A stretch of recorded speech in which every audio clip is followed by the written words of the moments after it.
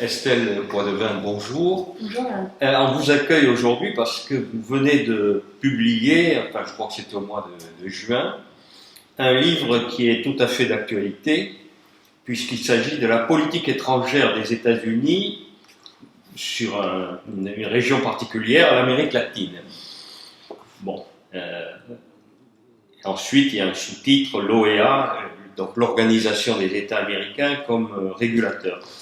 Alors, est-ce que ce livre est lié à l'actualité électorale des États-Unis ou est-ce que vous aviez décidé de faire cette recherche et ce travail indépendamment du renouvellement du mandat éventuel du président sortant Donald Trump?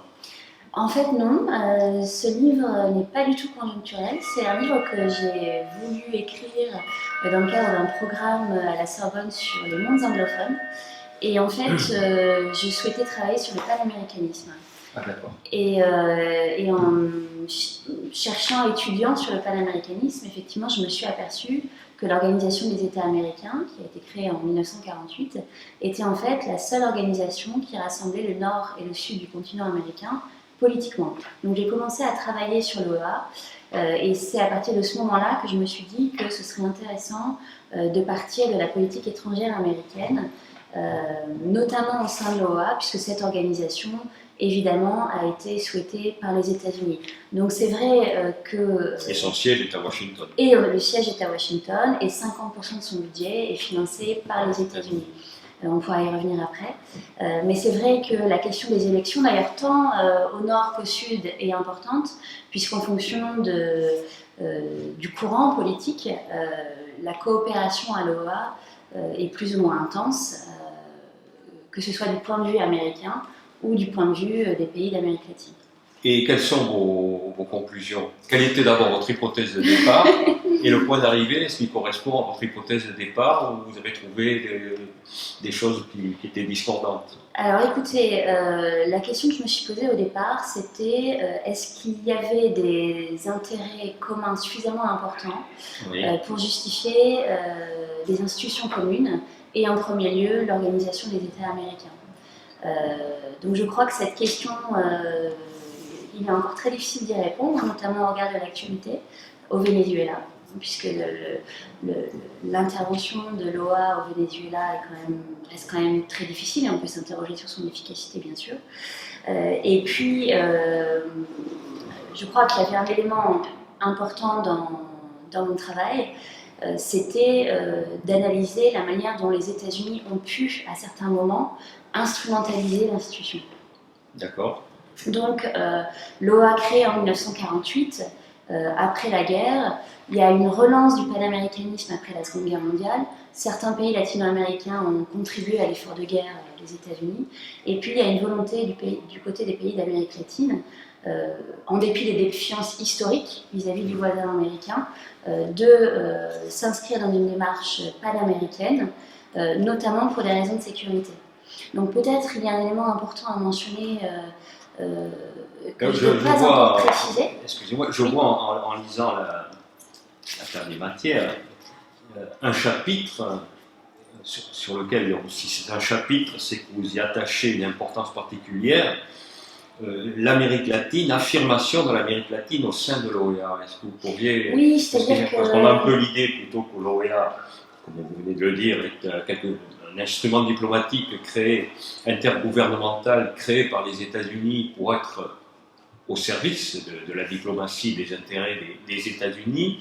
Et là, dans le développement de votre réflexion, il y a un chapitre entier qui est consacré à l'affirmation de l'Amérique latine au sein de l'OEA. Est-ce que vous pourriez préciser un peu votre... Alors avant de vous préciser ce point-là, effectivement j'ai fait un premier chapitre où j'explique ce panaméricanisme encadré par Washington. Oui.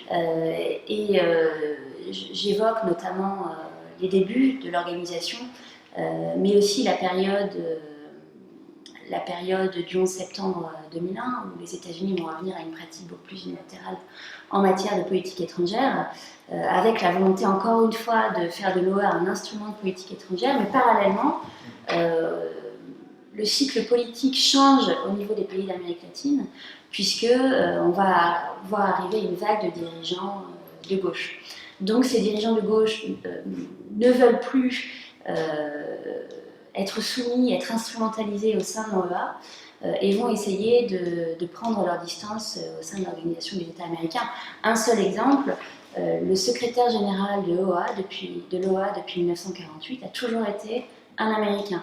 En 2005, c'est le candidat, notamment soutenu par Chavez, qui va être nommé secrétaire général, c'est-à-dire José Miguel Insulza, contre le candidat américain, l'ancien président du Salvador, Francisco Flores.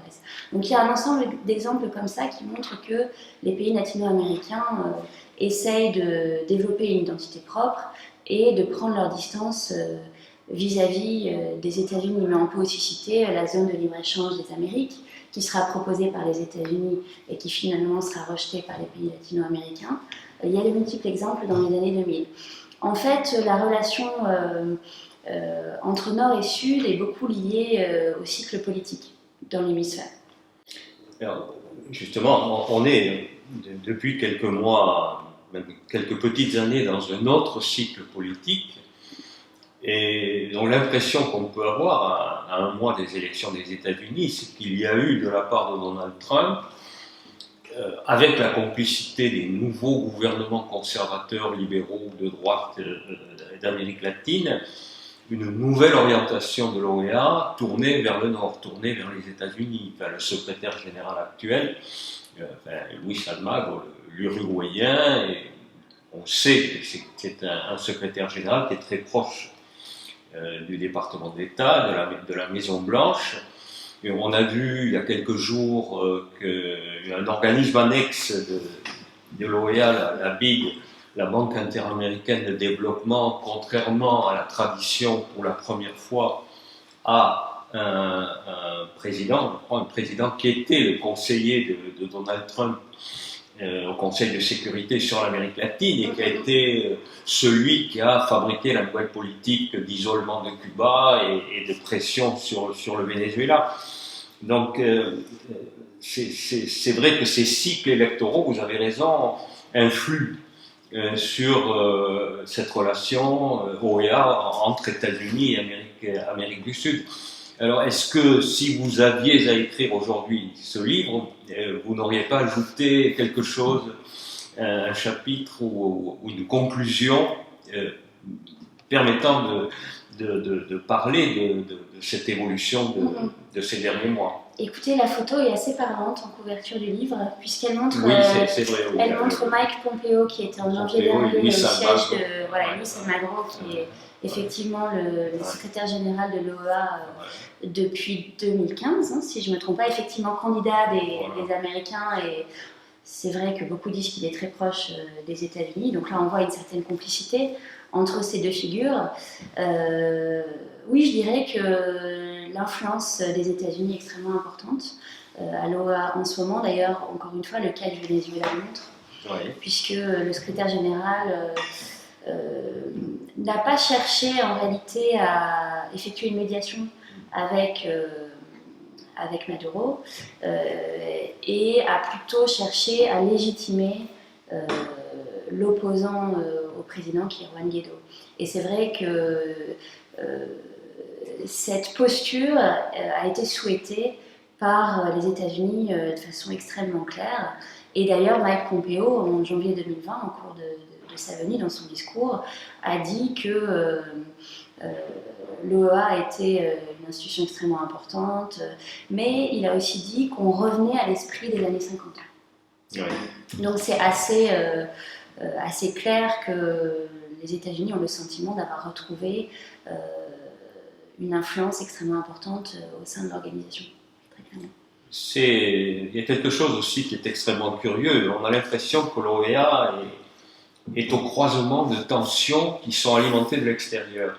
Vous parliez de Juan Guaidó, mais l'offensive n'est pas simplement passée par l'OEA, mais avec l'appui de l'OEA, elle est passée aussi à travers la constitution d'un groupe, le groupe de Lima, qui regroupe donc les pays conservateurs libéraux, enfin, les pays de droite de l'Amérique latine, et les États-Unis n'en font pas partie, mais le Canada joue le rôle de go-between, disons, des États-Unis, et Luis Almagro soutient le groupe de Lima. Et de la même façon, dans la période dont vous avez parlé, celle des gouvernements progressistes et même au-delà, ces gouvernements, à côté de l'OEA, étaient restés à l'OEA, mais ils avaient constitué la CELAC, la communauté des États d'Amérique latine et de la Caraïbe, l'UNASUR dans les pays du Sud, dans lequel également ils affinaient des stratégies qui se retrouvaient ensuite à l'OEA. C'est un phénomène. Est-ce que vous pensez, je ne sais pas très bien, c'est difficile de faire la politique fiction, mais à supposer que le candidat démocrate gagne les prochaines élections, est-ce que vous pensez que ça pourrait avoir une incidence sur ce fonctionnement des relations entre le nord et le sud du continent américain? Alors c'est vrai que, par exemple, Donald Trump n'est pas allé au dernier sommet des Amériques à Lima en 2018. Il s'est fait représenter par Mike Pence et aussi Ivanka Trump. Donc ça montrait quand même un certain désintérêt vis-à-vis des pays latino-américains. Et puis il y a eu des propos extrêmement brutaux vis-à-vis notamment des Mexicains, qui sont considérés comme des violeurs, etc. Plus le mur qu'il a voulu faire construire. Donc une période extrêmement difficile pour les relations entre le Nord et le Sud.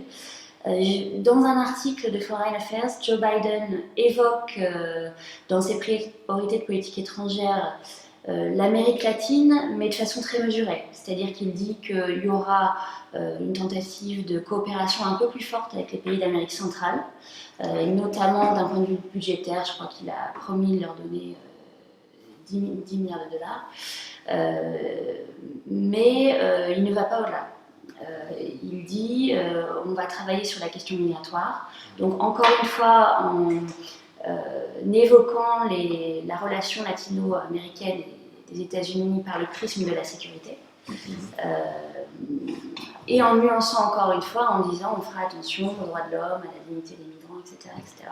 Mais il n'est pas allé au-delà de ces déclarations-là. Donc pour l'instant, c'est très difficile de savoir si Joe Biden sera beaucoup plus ouvert à une coopération plus forte au niveau de l'OEA, et en tout cas moins hégémonique, puisque c'était aussi ça le sujet du livre, c'était de se poser la question des rapports nord-sud du point de vue de l'hégémonie nord-américaine. Il y a quand même eu une évolution de la position de Donald Trump. Au début de son mandat, il est dans le bilatéralisme de façon très brutale avec le Venezuela, mais aussi avec le Mexique et même avec la Colombie sur le problème de la drogue. Les FARC, ça ne m'intéresse pas beaucoup, mais là, il faut faire vos devoirs sur la lutte contre les stupéfiants. Et puis tout d'un coup, on voit qu'il soutient une candidature à l'OEA, qu'il prend la main sur la Banque interaméricaine de développement. Il prend la main aussi, ça a été moins souligné, sur la Commission interaméricaine des droits de l'homme, où il a placé son candidat. Donc on a l'impression qu'il est passé d'un bilatéralisme élémentaire, assez brutal, à une forme de bilatéralisme multilatéralisé. C'est-à-dire, oui, pourquoi pas les organisations multilatérales si j'en ai le contrôle. Enfin, je ne sais pas si c'est votre impression. En fait, peut-être ce que je n'ai pas précisé tout à l'heure, c'est que pour prendre leur distance vis-à-vis des États-Unis, c'est vrai que les pays d'Amérique latine se sont lancés dans des nouveaux régionalismes et ont lancé un ensemble d'institutions que vous avez évoquées, la CELAC, l'UNASUR, etc. Donc c'était un moyen d'essayer de contrebalancer le rapport de force avec les États-Unis, avec plus ou moins de succès d'ailleurs, puisque la plupart de ces régionalismes sont fragiles, ou en tout cas en sommeil, et les États-Unis ont vu d'un très mauvais œil, puisqu'ils ont leur propre projet régional dans l'hémisphère. Et si je précise ça, c'est parce que il y a eu cette méfiance nord-américaine vis-à-vis de ces régionalismes, et aujourd'hui, ce qui est un problème pour le département d'État et la diplomatie nord-américaine, c'est finalement les rivalités dans l'hémisphère. Les rivalités dans l'hémisphère, je veux dire par là le fait que la Chine est très présente, la Russie est très présente, l'Inde est aussi de plus en plus présente. Donc peut-être qu'il y a aussi une prise de conscience du côté des États-Unis qu'il faut être un peu plus présent au Sud. Et j'ai l'impression que cette reprise en main, quelque part, est beaucoup liée à ce que vous avez appelé dans un article la diversification des dépendances en réalité. Mais si on pose le problème différemment, pour revenir à cette concurrence en Amérique latine, de divers acteurs internationaux. On a l'impression que lorsque un certain nombre de latino-américains qui ne sont pas nécessairement les progressistes, ça peut être aussi le Chili, de Sébastien Piñera, lorsqu'ils cherchent un contrepoids, ils vont taper à la porte de la Chine. Spontanément, on a l'impression qu'ils ne vont pas taper à Bruxelles, à la porte de Bruxelles, ni même à Moscou, mais ils vont à Pékin. Oui, puis je pense que Pékin a une posture, comment dire, offensive aussi, Voilà. Peut-être pas l'Union européenne. Je crois que, enfin, sur le sujet dont vous parliez, la Chine a promis, dans le cadre du Covid, de fournir une somme d'argent sans paiement d'intérêt. Donc c'est quand même une posture qui est extrêmement forte. Je ne crois pas que l'Union européenne puisse présenter les choses de cette façon pour toutes les raisons institutionnelles que vous avez évoquées. D'accord. De façon évidente. Mais encore une fois, j'ai pas étudié l'Union européenne, Oui. je pense parce que c'était pas vraiment mon sujet. D'accord. Et que pour des raisons aussi de conflit d'intérêts évident, je n'ai pas souhaité me positionner sur cette question. Bien, non, mais le livre est extrêmement intéressant, il tombe à point nommé, un mois des élections aux États-Unis, et il sera intéressant de voir qu'est-ce qui se passe après l'élection. En ce qui concerne Donald Trump, on sait en gros ce qui va se passer. Sur Joe Biden, effectivement, il y a une véritable inconnue. C'est vrai que ce n'est pas le sujet essentiel de l'élection. Bon, le premier débat entre les deux candidats n'a pas permis d'éclaircir les choses. C'est plutôt sur la forme que sur le fond qu'il y a pu y avoir des éléments d'appréciation.